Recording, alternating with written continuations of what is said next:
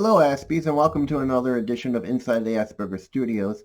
Coming up, I'm going to be talking with Karla, a director of AIMS Global, which is an organization that puts therapists in homes and online for those who have ASD and other underlying disabilities. So let's check it out.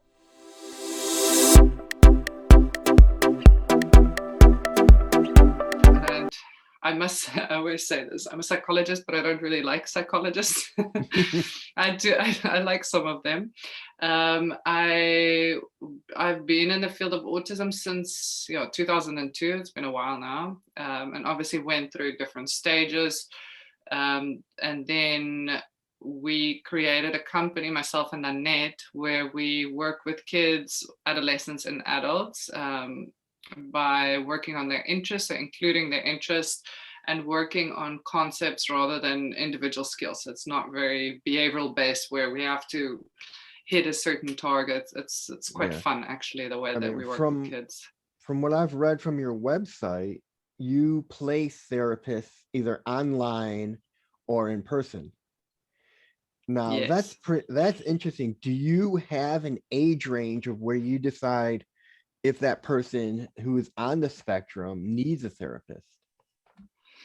Yeah, I don't think it's age range. It's more what the child or individual needs. So it's, like somebody, and a lot of people think that we place therapists with kids that need a lot of support, and a lot of times it's not like that. I know that we can't really say Asperger syndrome, but it's a lot of times it's our Aspie kids where they just might need some support in social settings, and they just might need like a mentor or a buddy where they go Mm. with them to on play dates, and just kind of like nudge them if they want to go and introduce themselves to somebody, or let them exit, or tell them maybe it's a good idea to just go and chill for a while.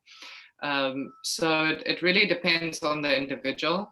But what we're focusing on now more so is the courses, because we're trying to create affordable options for parents, because we've seen parents go to hell and back really with they get a Yeah, diagnosis, and the professionals tell them you need 40 hours of therapy, maybe a therapy, you need OT, you need speech, you need to, and the kids are overwhelmed, the parents are overwhelmed. I mean, it's exhausting for everyone. yeah. I mean, So we're trying to, I yeah. go on. I kind of No, no, understand no. that. I kind of understand that. I mean, I was diagnosed late in life, in my late 20s. Mhm. We here in the US, we weren't aware of autism like the rest of the world was. Yeah. So I mean, we had no therapy for me when I was diagnosed. We didn't know where to send me. I was put my Mm. parents tried different psychotherapists and they didn't really work. And then I came across I lost my father in 2017 Oh, and I'm my sorry. I'm thank sorry. you. That's, yeah, And sorry. my mom realized that I needed someone to talk to. And she kept Mm. suggesting places and things and I got to the point where I said, if I'm gonna talk to someone, it's got to be somebody who understands autism, who's worked with autism. So I did a search and I came Mm. across a life coach service where they specialize in dealing with that. But I know about cost. I Okay. mean, therapy gets expensive. Yeah, it is expensive. Yeah, and especially if you've got like all these other things, you get people that say, oh, and kids need to be on specific diets, and they need to have specific, like different types of interventions. So it's really horrible. I also lost my dad in 2017. Oh, It's my, a, my it's a sympathies as horrible. well to you. Thank you. Yeah, Yeah. no, I think once you're in that club, like you said, now you want somebody that understands. Like, this is my whole thing with my friends, is if I speak about my dad, it feels it feels very different to speaking with somebody that's going through the same, or has gone through the same thing, because it's a horrible feeling. It's like I actually got his ashes. Oh, I can show you this. His ashes are in these tattoos. My Oh, dad's wow. ashes. That's Yeah. pretty cool. so so he's always with me. I Yeah. have my father's computer here and it's always on. I never turn it off unless I'm rebooting it or doing something. That's a cool memory too. Yeah, Yeah, you because have my to have dad, something. I felt like. yeah, I mean, my father is the one who got me into computers, and my mom's like, why don't you take his Mm. desk? I'm like, no, it's his desk. His computer belongs there. Oh shit. Oh, No, cute. That's yeah. cool. Now, are you on the spectrum Yeah. yourself? So I was diagnosed with ADHD late in life when I was 30 in Hong Kong, actually, on a business trip. And then I was diagnosed again officially in South Africa with ADHD, but no, not on the spectrum. My partner is. He's downstairs actually working. And we learn quite a lot from each other. I think it's a good Mm, combination, yeah, just especially with the way that he speaks about employment. I think it's is tough. definitely something. Yeah, it is tough, and the I types mean, of work that works for him. to give you a kind of a figure of percentage wise of how many of us are there are out there that are unemployed, it's about Yeah, 80%. And it's tough yeah, because that's bad. yeah, it is. And what's harder is companies don't want to take that chance of saying, hey, Mm, we'll bring you in and teach, and we want to teach you because they're afraid. I mean, I had a friend who lost a job because of a meltdown, mm, and now he's been out of work so long he can't get work, and he doesn't, and he's just spiraling down, and he's also got severe depression on top of that with mm, ADHD, and he can't find work. I'm like, well, then you need to do the next best thing, which is create your own work, create your yes, own field, like I have. yeah. My I lost two volunteer jobs because of my ASD and my ASD. And Mm, at that point, my mom says, you've done a lot. You've traveled, you've gone to school in England. Write about your experiences, share it with the world. And then at mm. that point, I started my blog. Oh, that's awesome. So it And was your then, mom's idea. That's yeah, it was good, my eh? mom's idea to start blogging. And then from my blog, I moved into I moved into my podcast, and Yeah. then my podcast, and then what I did with my podcast is I figured I'm I have all these videos I've saved because when I record, it's not only for audio, it's for video. So I Mm. said, you know what? I might as well put them up on YouTube. Yeah, that's a good idea. Yeah, that's very smart. And also there's a big need for adults on the spectrum to understand that a lot of people are going through this, and there are ways um, of managing stress and anxiety that is minimum to change the environment in a minimum manner. So, for example, with the work that you were just talking about, there's a group that I'm speaking to on the 14th of April. And they're called, one of them is called NeuroWorks, one of the companies. And they do a big mission on trying to do adaptations to the work environment and teaching employers about the adaptations that they need to do. Mm-hmm. And it's really not big. Like you said, it's a meltdown, and there are ways to help somebody with a meltdown, just to give them that space to have like even just a room where they can calm down and understand that when they go into the room that they can do whatever they want just to calm down and take some stuff with like sensory activities or input or whatever. And give them that space. So yeah, there are Yeah, some things that we can definitely do as yeah, there, colleagues. yeah. There is a company out here started that works with sensory, that they sell sensory bags, but not only that, for like conferences and meetings and stuff, Mm. they will create a sensory room. Yes, that's And awesome. Eh? and if you don't have the space, they have a mobile sensory thing to turn a room into a sensory issue, which is really nice. Mm. Yeah, this is why one of the reasons why we started with the sensory range is because our kids do so well, and you know the myths is like, oh, children can't cope, autistic kids Yeah, can't cope in certain yeah, environments, and they can, but they just they really need to have that sensory input and that outlet when they need it. So once they have that input, then they can do whatever any other child's doing. They just need to have a way of coping. yeah. Now, one of the questions I do want to ask is, how do you Yeah. choose between putting a therapist in home or online? Is it by distance? Is it by cost? Or is it more client based? Yeah, so we've got, like you saw on the website, we've got different options, right? So we've got the option of an in-home therapist, and then online, and we've got the courses where we can train up parents or pairs or somebody that they hire that's maybe more affordable than a live-in therapist, and then we train them up and they do the therapy. So it really depends. It's more family based, individually based per family. So some families prefer, like some of our families in the Middle East, they prefer to hire somebody full time that lives with them.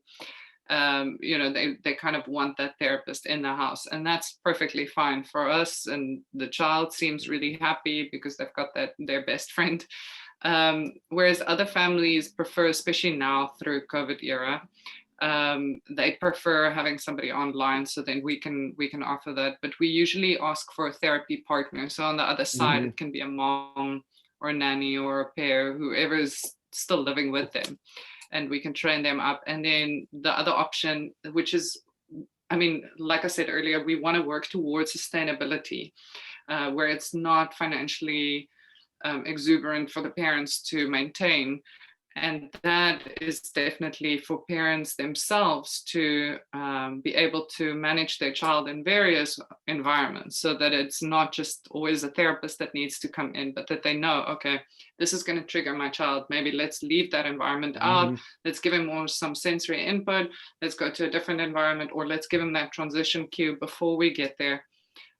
So that's where the courses come in, where we can train the parents up. And really, like, this is our, so the three pillars that we have is autism and neurodevelopmental disorders are complex. It sounds complex, you know, when you read up about it, it's quite complex because everyone's so different. But there's an easy solution that's affordable, and it shouldn't be like this hardcore therapy where a child's sitting at a desk for 40 hours per week. I mean, nobody wants that. I don't want to do that ever. I won't be able to sustain my attention, and I would also get upset. So we really want to have more of a natural environment for our kids, Hmm. where they learn through play and they understand that if they want to stim, they stim. If they want to walk away from whatever we're doing, they walk away, because they need that freedom to understand that their voice is important. You know, if they feel respected and heard, then they will show you that mutual respect. I mean, that's human nature. Yeah. Now, is there a length that they will stay with them, or do they choose how long they want the therapist either to have that therapist? So usually, I actually did my thesis on this.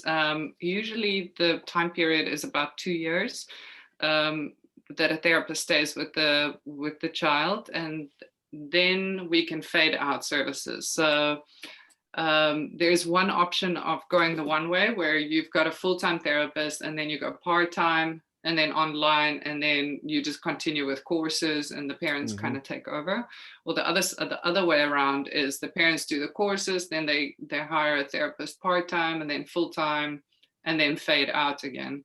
But honestly, if I have to say, it's difficult to say a specific number, but I would say no less than 6 months, because it takes a while to build a rapport with any person.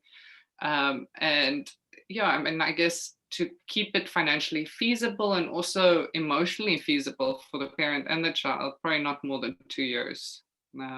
I wouldn't Yeah. recommend All therapy right. for, yeah, not full-time therapy anyways. No. Now, have you extended to the US at all? offered your So service out here?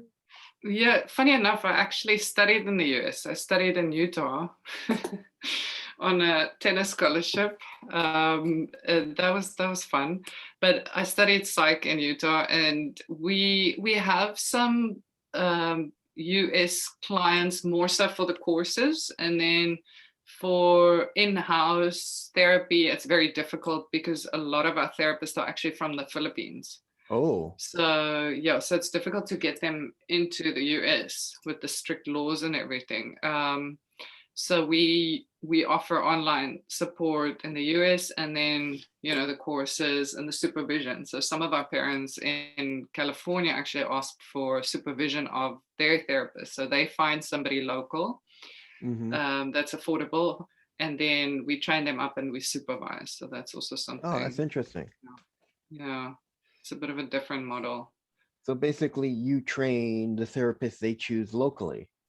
Yes, yeah, we can do that. So their therapists go for your program of training, so they have an idea of what you're all about.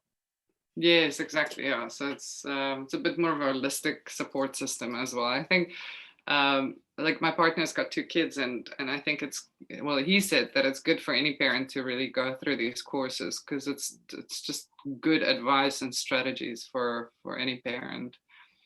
It's not we don't want to make the distinction between autistic kids and neurotypical kids. It's like they're all children. Like this is the umbrella that we Yes. work over. And if one kid is not going to like, for example, I'm taking this 40 hours of therapy again as an example, but no child would like that.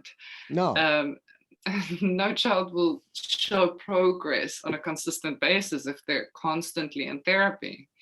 So why are we making such a weird distinction between kids on the spectrum versus neurotypical kids or other kids with other conditions? I mean, I just think it's silly. Now, I'm pretty sure you also deal with clients who have just anxiety alone. Am I right? Yes, yeah. Now, how do you So yeah. deal with anxiety? I mean, because there are different levels of anxiety.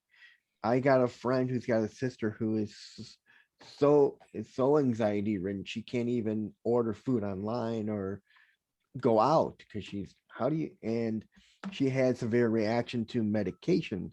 So how do you Mm. deal with the different ranges of anxiety? Yeah, so I mean, again, it's so difficult to give a broad answer to that, but anxiety, it definitely stems from not just the neurological perspective, but also there is something that we can do in the environment that can help because Mm-hmm. you can see like all the increase now with mindfulness and meditation and those kind of strategies that have definitely helped many people with anxiety.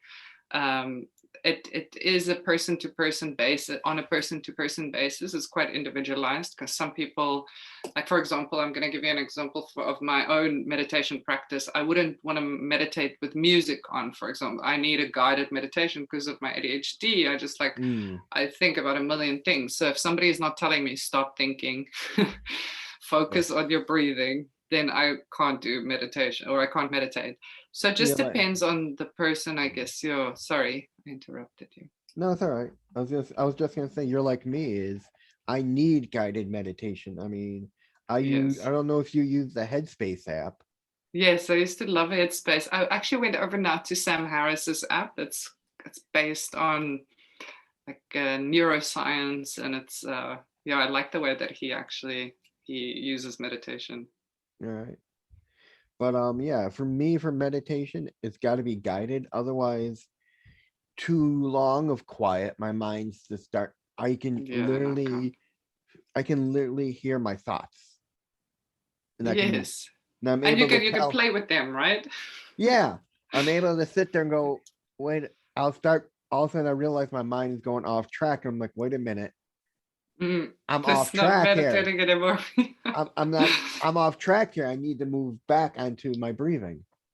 Yes, we do. So I had this one yoga instructor. She was very sweet, but she told me Carla, every time your mind starts to wander, just kind of flick the thoughts away. So I started flicking the thoughts, and then I started playing ping pong with my thoughts, and it was like this big game.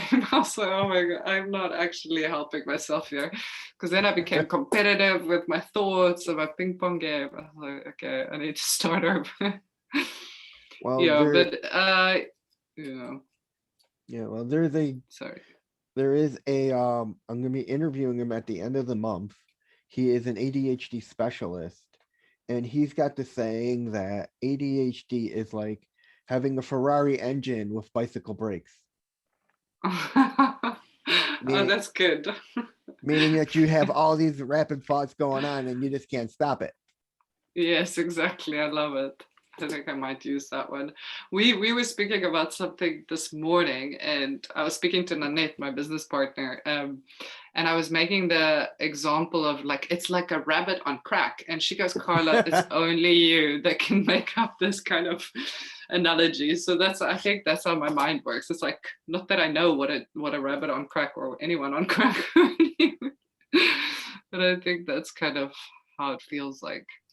But yeah, with anxiety, just to get back to anxiety, I mean, it really depends on the person, but I would do a strong focus on um, coping skills and understanding triggers, understanding what is your like zones of regulation. When do I feel in a green zone? When do I feel when am I becoming a bit more agitated? Why am I becoming agitated? So it's really about self-awareness, and then once you increase self-awareness, you can then increase your self-regulation. So the way that you regulate in these different environments and situations with different people. So it's about learning who you are and what irritates you and what Yeah. calms you. No, Yeah. that's good. I mean, because a lot of people don't know how to figure out what triggers them. No, a lot of people don't know what triggers them until it triggers them, Yes. and then Exactly. they And then and it's then too they late. yeah, and then it's too late. And Yeah. then once you get triggered, you don't know how to calm yourself down from that trigger. Yes. I mean, That's with exactly it. yeah, well, I mean, with me, I've gotten to the point where I know certain things trigger me at night. Like when it gets Mm. past a certain time, I start getting a little bit agitated, and I know that I need to calm myself down. Otherwise, I'm just gonna get too hyper. Mm. Exactly, but that's good that you're aware of Yeah. that change in your body, because yeah, like you said, most people aren't aware.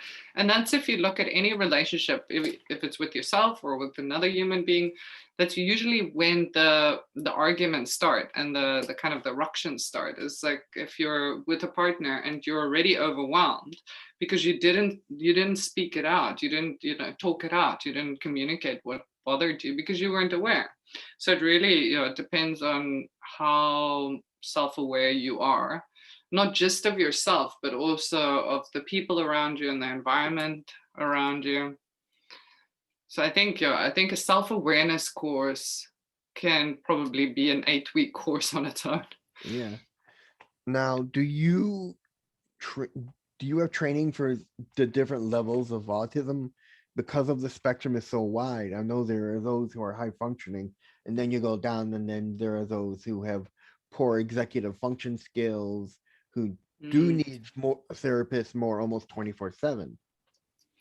So we've got, I mean, the training that we have is a general training to understand how to support children more in a holistic manner, and then it's quite individualized when we have a client, a specific client. So then the ongoing training is according to that person's needs, Mm-hmm. and that's tailor made. But we've got, for example, one of our courses that we're going to release in less than a month is like a mentoring course where we're going to teach. Again, I know you can't really say Aspie adults, but adults that they have really high IQs, but their social skills might not be 100%, and they might struggle with some of the social interaction. and just to work on self-awareness again, like work on how to manage interview skills, like going to an interview, what to dress, how to dress, what kind of questions to prep for, what to do when you're in a work situation and something happens, those kind of things. And relationships, that's a big topic that we're actually going to cover with one of my friends who's on the spectrum. I'm not going to say her name now just because I don't know if she wants me to, but she's somebody that's really good with relationship advice. And so that's one of the things that I wanted to speak to her about, is just to, how do you manage a romantic relationship? Because that's a whole different ballgame than a friendship. Yes. I mean, So, I did a 4-part series on relationships. I mean, I've talked with psychotherapists, sexologists, experts, oh, wow. and then a woman who's a partner in a clinic all the way out in Malta that has a dating program for those on the spectrum. And she's like, it's pretty successful. I mean, they go through like same thing, probably the same stuff your friend would talk about, is how to dress on a date, what kind of questions to ask, what kind of signals to take, what kind of signals do you get to understand from your mate and stuff like that, so you know what's happening and not to be scared. Yes. Yeah, Because it's needed. Yeah, it's definitely. yeah, because if you are one of those on the spectrum who are more shy and inward, you don't know all these cues. And if you're a little bit socially awkward, it makes it even worse. Yes, of course. Yeah. And practice as well. And it's difficult to practice like a romantic connection, but like you were speaking about the person with the app in Malta, and that's a good way, because it's kind of like a speed date idea where you go through a bit of practice, because your first one's definitely not gonna, I mean, like in a normal lifespan we go through multiple relationships, so it's like you have to kind of, it is all just about practice, and then learning from that. Now, when a therapist is with the client, do they work with him for the entire day, or does the family set the times, like, okay, I want you to work with my kid for 3 hours during this time of the day, or is there a set time that you set? So we usually, our full-time therapists are scheduled for 7 to 8 hours a day, but that really doesn't include 7 to 8 hours a day of therapy. So it would be maybe an hour in the morning working on more language-based goals, and then going for a long outing to the park and doing a lot of movement. So we include movement breaks every 15 to 20 minutes. They include sensory input as well. And then outings is a big thing, because as well, like all the autistic adults that we spoke with said, get our kids out there. We need to go and explore. We need to go and practice in the real world. We don't just want clinical settings. I mean, Yeah, I mean, you're not gonna really learn. yeah, that's very important. I mean, and I'm a big proponent on that, is that you need to step away from the comfort zone and get outside and explore the world, because Yes, otherwise exactly. the world's just going to pass you by. I mean, I literally took this huge step, and I went to England for my master's, which was a shock to Oh, my that's amazing. yeah, and it was a shock to my parents that I decided to do. Well, not my mother, she was there when I decided to do it, but everyone else in my family, it was a shock. And then after that, I decided to travel on my own, and Wow, that was that's a awesome. push. And ever Yeah, since that's then, the best thing. Yeah. I mean, I fell in love with Europe when I started to travel. Just the beauty of it all. I mean, people don't It realize is. that Europe is a lot older than the U.S. is. Yes. And South Africa, yeah, for me as well. When I got here, I lived in Bali before, and Bali was amazing. But when I started traveling in Europe, because my mom actually wanted to move here after my dad passed, I came with her, and I fell in love with the architecture and the people and the culture. It was something that I've never experienced in my life. but also what you said now, I mean, for me, when I moved to America for the 4 years, that was the best step for me, because I learned so much by being by myself, being pushed outside of my comfort zone, and just learning how to be able to have that confidence in yourself that you can actually solve your own problems. You know, obviously you have a bit of a comfort, you know, your parents are still there on the other side of a phone call or email, but to do it on yourself, it's a big thing. Where did you study in England? I went to Canterbury. Okay, I was in the University of Kent in Canterbury, England. And okay, I that's mean, the awesome. way I went through a organization I had followed that had just dropped in my lap. Me and my mother had went to the vet one day with my dog, and the girl behind the desk was talking about with a friend about this organization that helps you choose schools in Europe through England and Scotland and Ireland Yeah. and Wales. And I think, and as we left, I turned to my mom and I think, this may be another chance for me. Mm. And she's like, you don't have anything holding you back right now. You don't have Oh, work. that's good. You don't have, you got us here, but we're always going to be here. So Yes. take your chance. You're never going to know when you're going to do it again. So Oh, that's I went, cool. yeah. So I went through the organization. They helped me with all the paperwork and how to write the essay letters to be accepted and everything. And then Mm. at the end, they helped me choose the schools because I told them I'd rather go to a small college than a large one and get lost and miss amongst Yes. everything else. So I went to a school of about 12,000 students. I mean, Kent was about 12,000, small campus, made lots of Mm. friends and had a good time. That's awesome. So you And that's, studied tech? yes, I got a master's in advanced computer science, computational intelligence. I should have got Oh, my wow. master. Okay.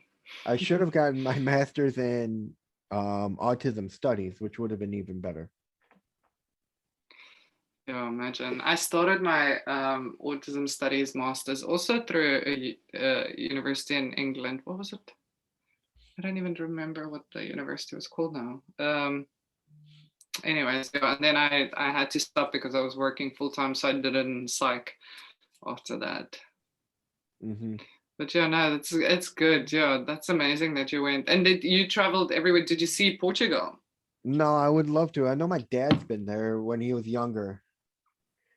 I would love to go to Yes. Portugal.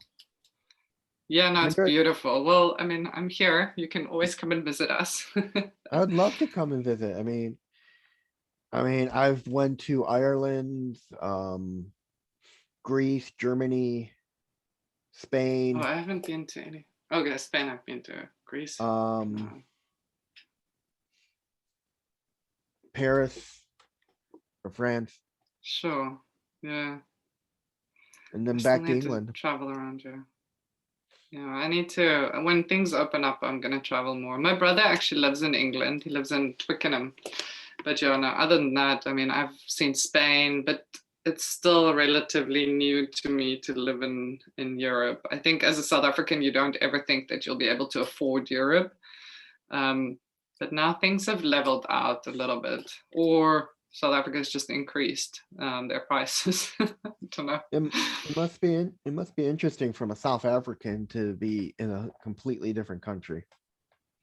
Yeah, and look, the language is difficult. If you hear the phone vibrating, it's actually my Portuguese teacher because she's asking me where I am. The Portuguese is extremely difficult language for me to Mm. grasp. Just because I think it's just so foreign, you know, like literally foreign. The pronunciation and the different tenses that you have to get used to. And my partner is Italian, so for him it's quite easy to pick up. But yeah, for somebody that's not used to the Latin languages, it's Mm. gonna take a while. I But I'll mean, get even there. for me, when I was at school, a friend of mine just looked at me one day as we were walking, and she just turned to me and goes, "It must be hard for you." I'm like, "What do you mean?" She's like, you're in Europe, you're amongst all of these different foreign languages, Yeah. And you're not used to it, are you? I'm like, no. I always thought England was one strict accent. There weren't many different accents. Oh no, there are so And many different. and then besides that, there were other people from other places. There were Italians. There were a lot of Mm, Asians. I found out. mm, I mean, yeah. people from Paris. I mean, all walks from life. It just blew my mind. And then there was that whole cultural difference. Yes, the cultural difference is definitely there. I think the British are quite similar to South Africans. A lot of them, maybe parts of England is quite similar to South Africa. So it wasn't that big for me when I went to go visit, but definitely the languages are different and the accents are completely different. And then once you go into a certain region, Mm, then the accent is, I mean, I can't understand some of I can understand the posh English because the they talk posh usually a little bit soft and slower. But when it becomes a bit like, I don't country. know. Yeah, country ones, I don't know, because they've got their own lingo and their Yeah. own words.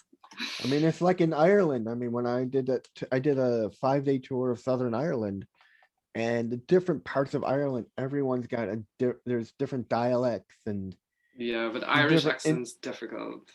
especially when you get to Gaelic and they start talking really fast. Mm, But what's yes. funny, I mean, what's funny about me is I don't know if it's part of my autism or what. I can walk into I can go into a country, and as soon as I hear the language and I'm peaking, I start talking in that accent. Really? Oh, Yeah, that's a good skill to have. and I That's literally awesome. had one of my classmates go to me. He's like, "Are you doing that on purpose?" And I'm like, "No, it's just instinctual. It just happens. I can't turn it off." So some people might actually probably think that, oh, you're making fun of them, or are you actually speaking with them? Yeah, but But that's a no, good skill to have if you're going to learn the language, to learn that accent. yeah, Because sometimes, like, actually, sometimes I speak not the best Portuguese, but if I say it the way they say it, then they're okay with it, which is kind of strange. yeah, but Anyways, yeah, Europe was it was very interesting for me. I mean, to see the different nuances between the old antiquities and the mm, new, it just blew my yeah, mind to see how old stuff was. yes, exactly. I don't think you're in South Africa. We're definitely not used to that kind of culture where you can see a statue that's been there for millennials. It's a what is that? What is the plural of it? I'm confused with millennials. Millennials. Anyways, yeah, so it was different. And also coming from Southeast Asia, because Southeast Asia to me, some of the parts that I went to, it's beautiful. It's like it's picturesque, but it doesn't have that ingrained cultural feeling, or cultured feeling rather. Yeah. But And anyway, yeah, so what? Yeah, sorry. anyway, the last question, the two last questions. Yeah. How do your clients pay? I mean, do you take insurance or do you accept insurance? I should say. So, yeah, because like America is actually really good with that because a lot of the insurance companies will cover ABA services. And most of our therapists are ABA trained, but then we train them in the holistic approach. So it's not a Mm, strict behavioral approach. But we need to say on the invoice then just for insurance purposes that they were trained in ABA, just so that they know, so that the insurance companies will pay, which is all legally done.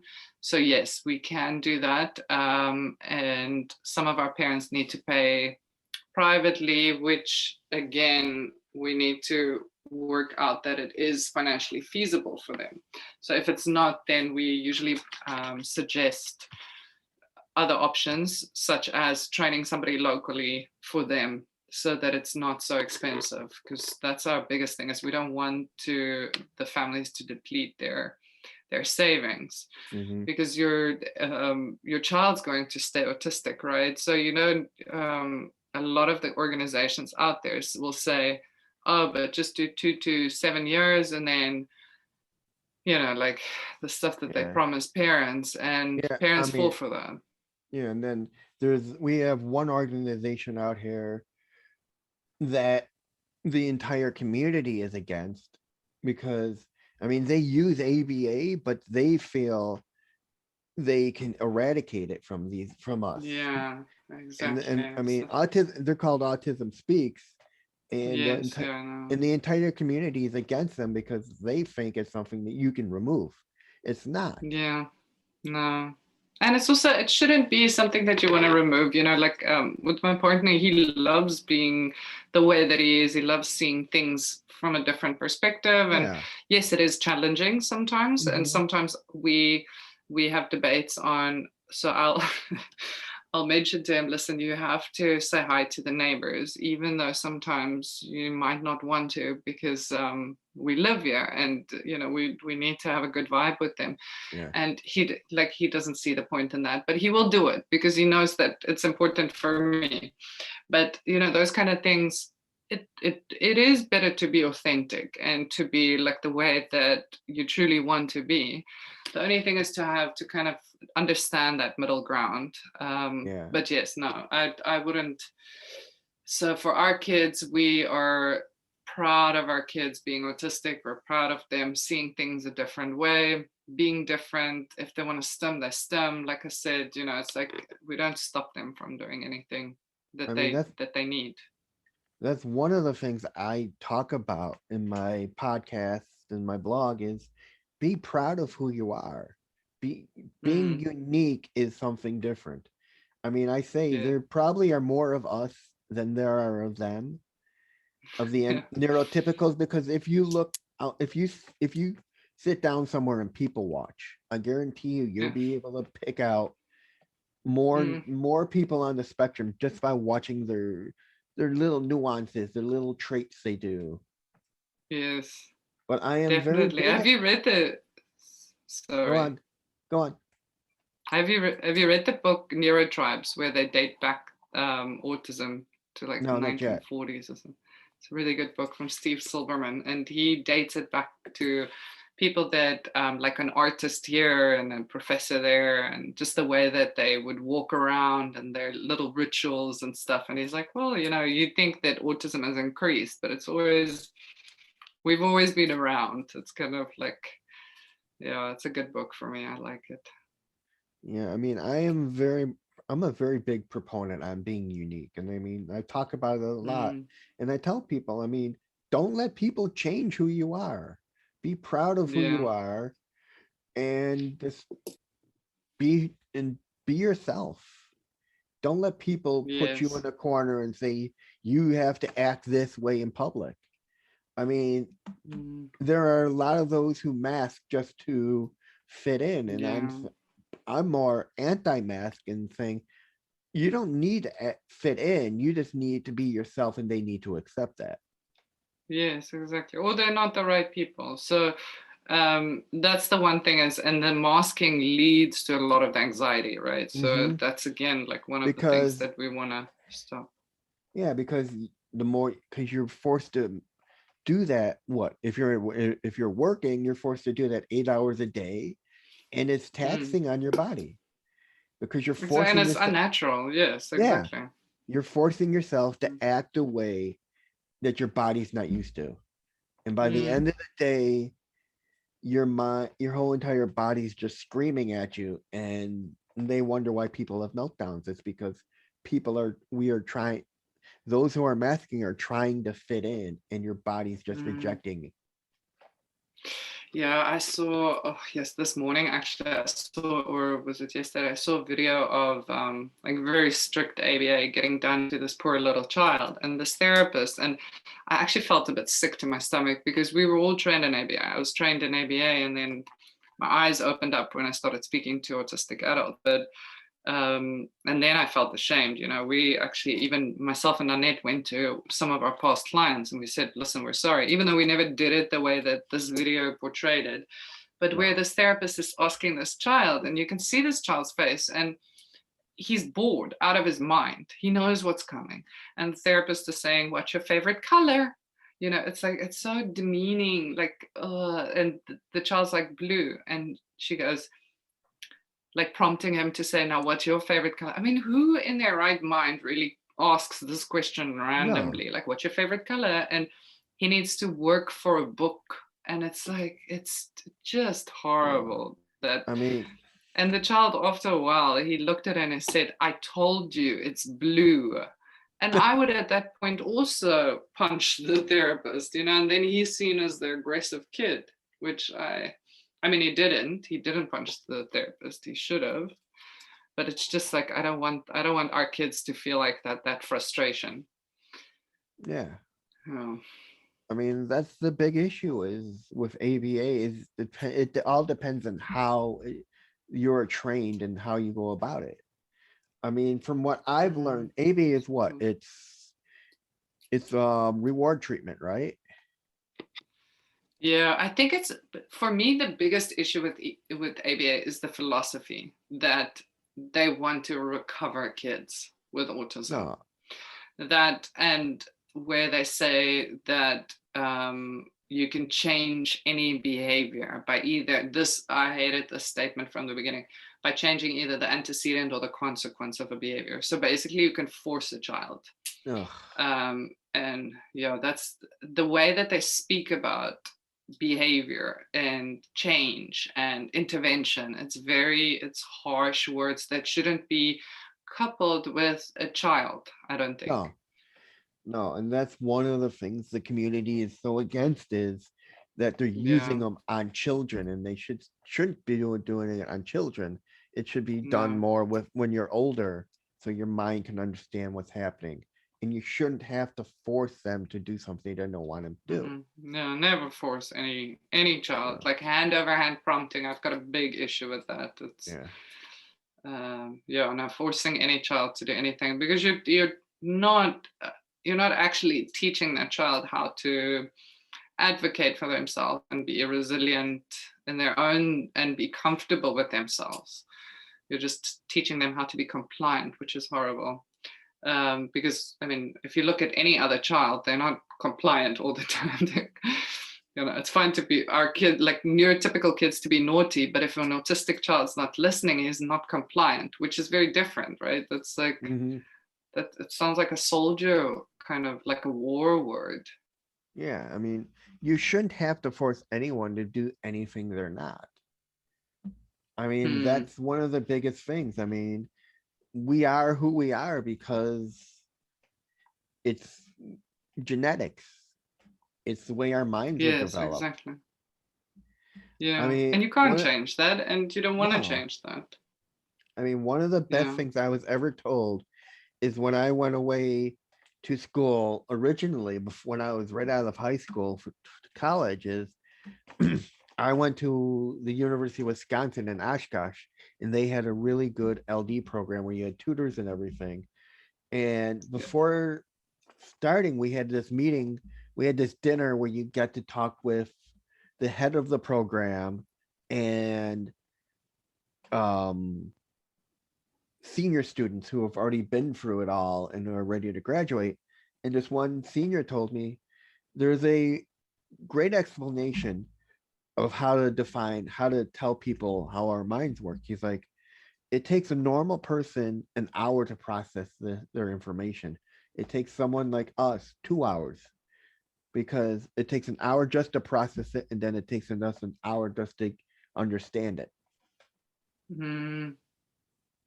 With other things, though, it takes, I would say, with my mind, and most probably with your mind, if I can make that assumption, a lot faster to get Yeah, to the answer.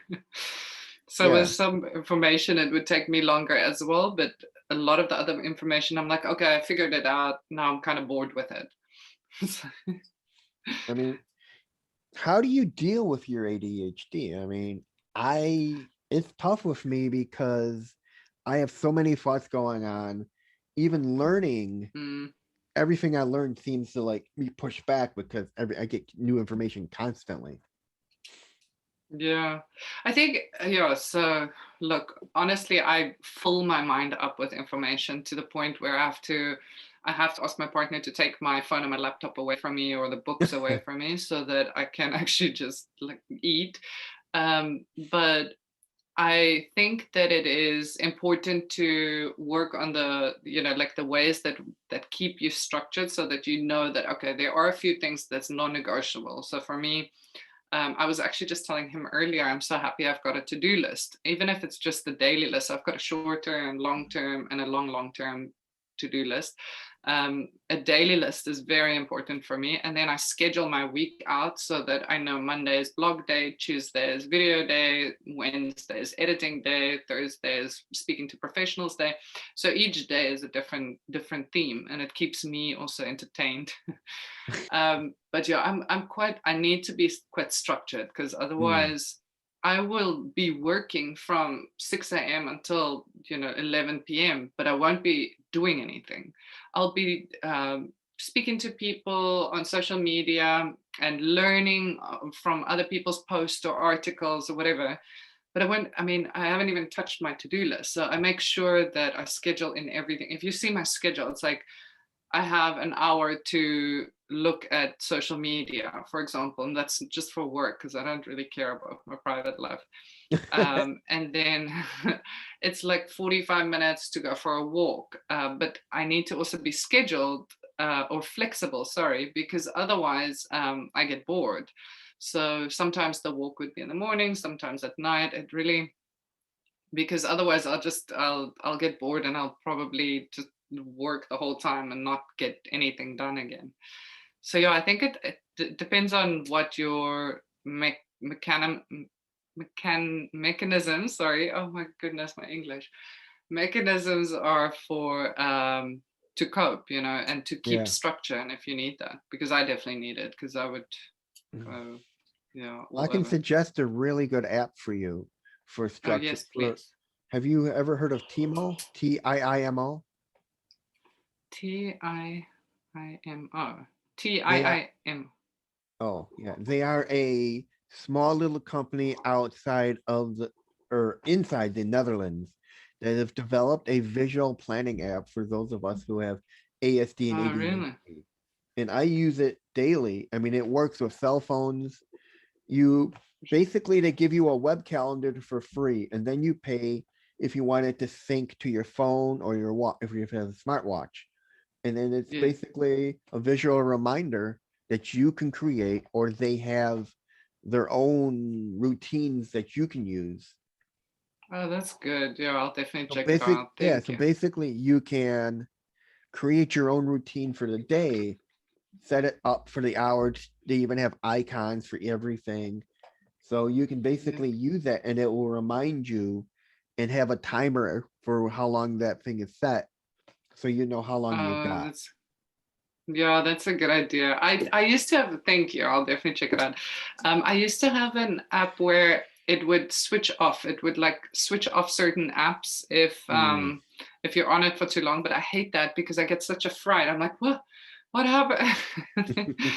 This is better to have like a bit of a transition cue, right? That's like Yeah. what we all need. I mean, like with me is I'll either start late or start early, and what it'll do is the app will go through its phase, and it'll just go from one to the other to the other to the other. Or if you finish one Uh, early, you can say end this activity now. yes, that's good. Yeah, I might have quite a few friends that would need this too. I mean, I use it. I mean, I used to be so bad with brushing my teeth. Now I am very good at it because I follow my schedule. Yes, schedules are important. And this is what I Mhm. always tell, like, especially for our kids, because parents sometimes think, oh no, I'm not going to do a schedule for weekends. But we all follow our schedules. I mean, we all look at our phones to see what's next. So it's important for everyone from a young age to have that. I think it's I for mean, any child and any my person. life coach even says he's got to schedule his entire day because otherwise he don't know he'd be busy doing other things. This way he knows what he's got to do and he follows it. So he can tell other clients, Yeah. listen, I am busy this, and this, and so on Yes, and so forth. exactly. Yeah, it would be a mess in his schedule if he didn't do that. Yeah, I mean, I didn't realize scheduling was so important until I was in school when my well-being advisor had given me a work schedule so I can get my Mm. studies done. But unfortunately, you also Yeah. have to use that with some common sense. I took it too Yeah. much to heart. I took it too much to heart and just did nothing but study and eat. And I until one day I had Oh a friend, no. yeah, and I had a friend tell me I look like crap. And I realized, and Oh I told him that's because all I did was study and eat. yes. And I realized I needed to take breaks, and that's what I started doing. And then I started feeling a lot better. Oh, that's good. Yeah. No, this is the same thing for me as well. It's like if I don't tell myself that I actually need to get out of the house, I loved lockdown because I could just work inside and I don't ever need to see anyone. So bit of social anxiety. So I could just work here and nobody's saying it's weird that I'm always inside. So but now I have to force myself to see people. Otherwise, I'm just gonna become a recluse, I think, which is not a bad thing. I don't think that's bad. Anyways, Anyways, yeah. it was very interesting talking with you and getting to understand AIM. Yes. Same. Thank you. Thank you so much for all your time as well and taking interest in what we do. I'm obviously available to chat and I will keep you updated. It's Reed. Hey, I'm saying your name correctly. Yes, it's read like you read a book. Okay. I was telling my partner I'm gonna go speak to Reed, and he's like, "Well, that's a weird sentence. Speak to Reed. It's not reading to read. Yeah, it's like, anyways, that's how his mind works. But yes, so I will let you know if I speak to my other friend who's also doing some work on relationships and employment and stuff, and we can just keep in contact because I think there's quite a lot of similarities and topics that we can also discuss via each other and Yeah, combine. I would love to get together again and with your friend and just talk about that. That would be great. Okay, awesome. Thank you so much. Thanks for your time. And please tell your mom she did an excellent job because I think moms have such a difficult jobs and she sounds wonderful. She is. I mean, yeah, we've had a rough couple of days. She wound up with pneumonia, and Oh then no. and we don't know how. I mean, because we've rarely gone anywhere, and then she had it. Her doctor wanted her to get an echogram to see how her heart was, and then Oh shame. today she had to go for a stress test. So she had just gotten home from Oh a long yeah, go from a maybe go have long a cup of tea with her. from a long day. Hmm. Shame, man. Is she gonna be? She's all right though, Yeah, she's health fine. wise. Yeah, she's fine health wise. I mean, she's beaten cancer 3 different times. Jeez, that's amazing. Yeah. That really is amazing. Well, my mom also beat cancer. Women are strong. Mm-hmm. We're quite strong, strong force. No shame. Give her a hug from me as well, please. All right, I will. Okay. Have a good day, Reed. What time is it there now? It It's is 11:20. 11:21. It's Okay, it's 11 o'clock there. 4:21. Yeah, my alarm's gonna go off now for a walk. All right. Enjoy your walk, Karla. Thank you so much. Have a good